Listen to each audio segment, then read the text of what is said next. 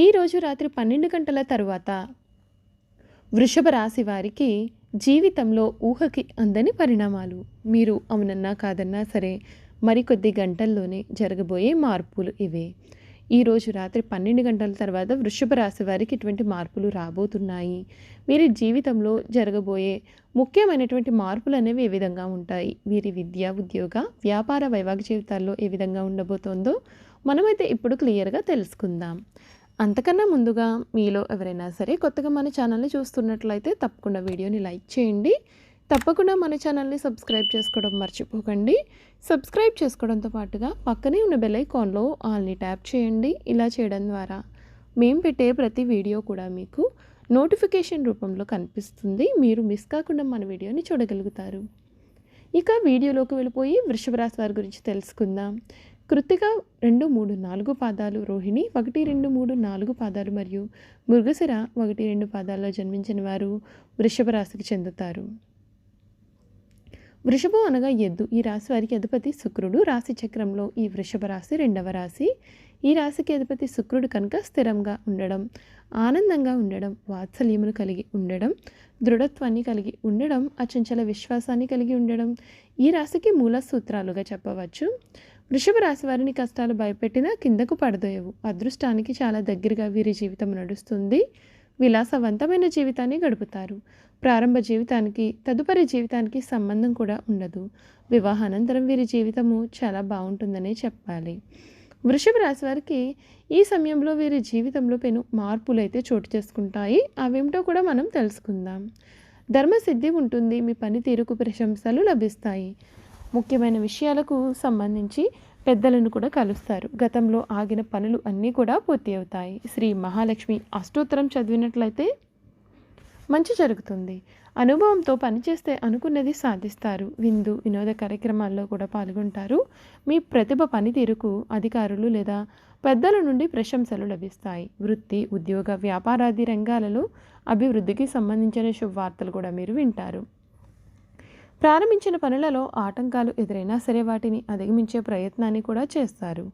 కుటుంబంలో చిన్నపాటి అభిప్రాయ భేదాలు కలుగుతాయి. అనారోగ్య సమస్యలను నిర్లక్ష్యం చేయకండి. బంధుమిత్రుల వలన ధన వ్యయం జరుగుతుంది. ఇష్టదైవ ధ్యానం మీకు శుభప్రదమనే చెప్పాలి. వృషభ రాశి వారికి 2024 సంవత్సరం బాగా కలిసి వచ్చేటటువంటి సంవత్సరం అని చెప్పవచ్చు. ఇప్పటి వరకు కూడా వీరు పడుతున్న కష్టాల అన్నింటి నుండి కూడా వీరు ఈ సమయంలో విముక్తి పొందబోతూ ఉన్నారు. అంతేకాకుండా వృషభ రాశిలో విద్యార్థులు ఎవరైనా ఉన్నట్లయితే వారి చదువుకు సంబంధించినటువంటి విషయాల్లో ఈ సమయంలో అంతా కూడా మంచి జరగబోతోంది.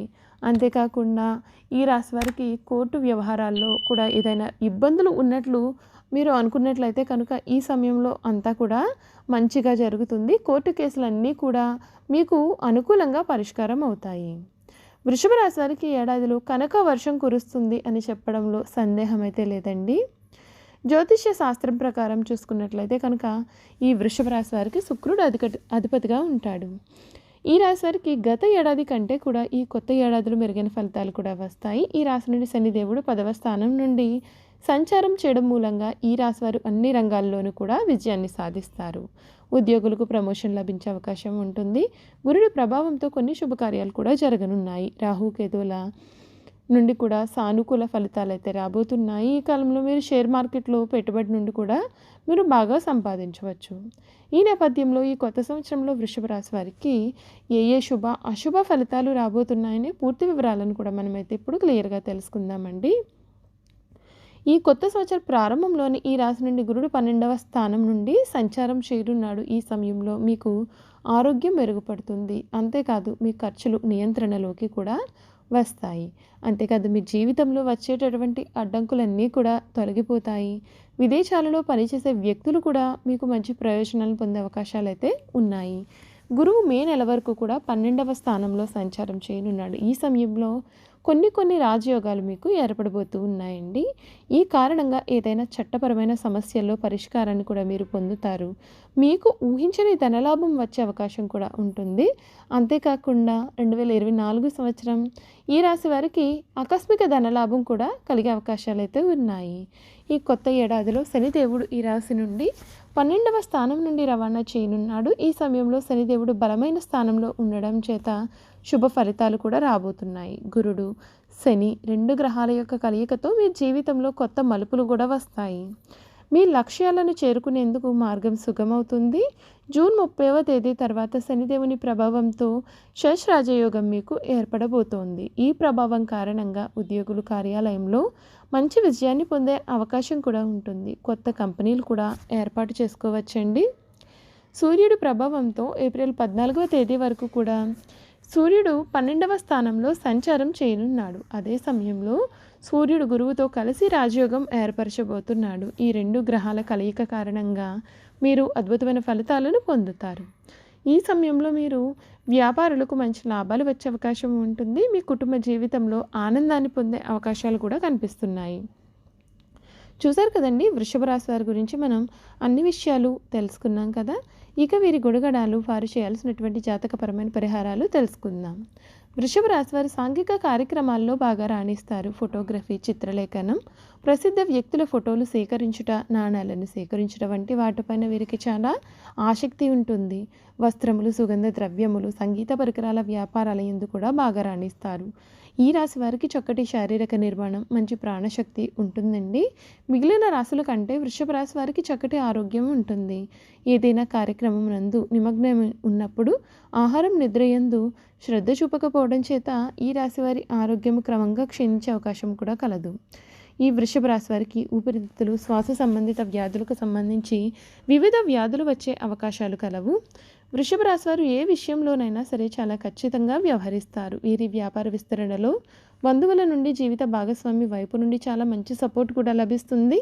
వృషభ రాశిలో జన్మించిన పురుషులు దృఢ సంకల్పంతో ఉంటారు.